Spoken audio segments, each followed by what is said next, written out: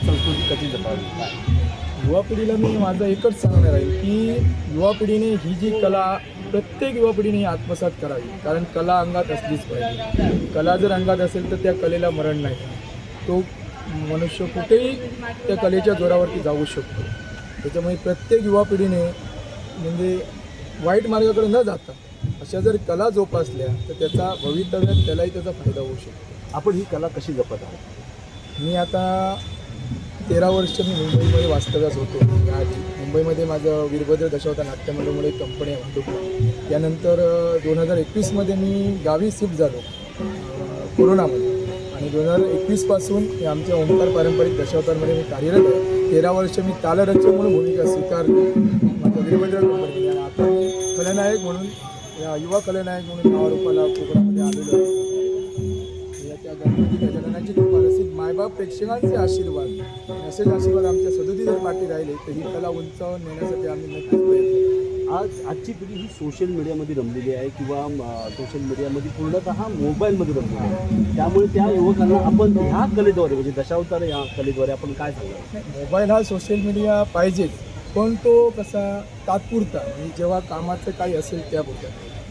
मोबाईलमध्ये किती वेळ राहावं हा तरुण पिढीने त्याचा विचार करा. जर तुम्ही ही कला आत्मसात केली तर तुम्हाला उद्या फायदा त्याचा होऊ शकतो. मोबाईलद्वारे तुम्हाला तेवढा फायदा होणार नाही. कामानिमित्त मोबाईल हातात घेणं हे योग्य आहे पण कंटिन्यू मोबाईल हातात घेऊन राहणं किंवा आमचा कार्यक्रम बघायला गावीसुद्धा हेच होतं कोकणात आमच्या की मोबाईल घेऊन तरुण पिढी मोबाईल घेऊनच मोबाईलवरतीच असतात. नाटक बघण्यात त्यांचं लक्ष नसतं. त्यांना एकच माझं सांगणं राहील की ही आपली पारंपरिक कला आहे.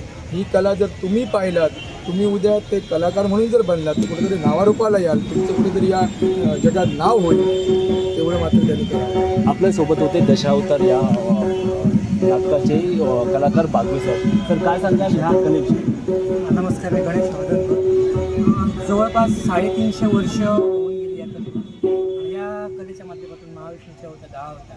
मत्स्य, कूर्म, वराह, नृसिंह, वामन, परशुराम, राम, कृष्ण, बौद्ध आणि कालिंदी या दशावतार म्हणजे 10 विष्णूच्या अवतारात ही कला सादर केली आहे. सध्याच्या युगात पाहिजे तर कुठंतरी भक्तिमार्ग कमी पडतो. म्हणजे आपले जाती धर्माचे वाद वाढले जातात. तिथं कुठंतरी आमच्या म्हणजे मराठी माणसाचं किंवा कुठल्याही व्यक्तीचं त्यांचं अस्तित्व टिकवण्यासाठी आमच्या देवतांचं अस्तित्व टिकवण्यासाठी बऱ्याच ठिकाणी बघितलं की देवतांची विटंबना होते काय होते. या ठिकाणी देवतांचं दैविकच वाढलं जावं हे टिकून राहावं म्हणून ही कला आम्ही दशावताराच्या माध्यमातून सांगू.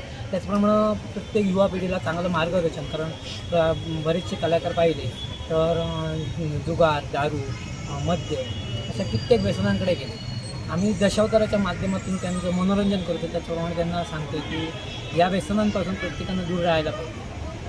आपण पाहिलं की हे जे कलाकार आहेत ते सांगत आहेत की कशा पद्धतीने युवा पिढीने व्यसनापासून दूर राहावे आणि आपली जी महाराष्ट्रातील कला आहे ती जोपासावी. या दशावतार या कलाकारांना आम्ही महा 83 डेलीकडून शुभेच्छा देतो. मी समीर मार्कंडे, ठाणे. धन्यवाद.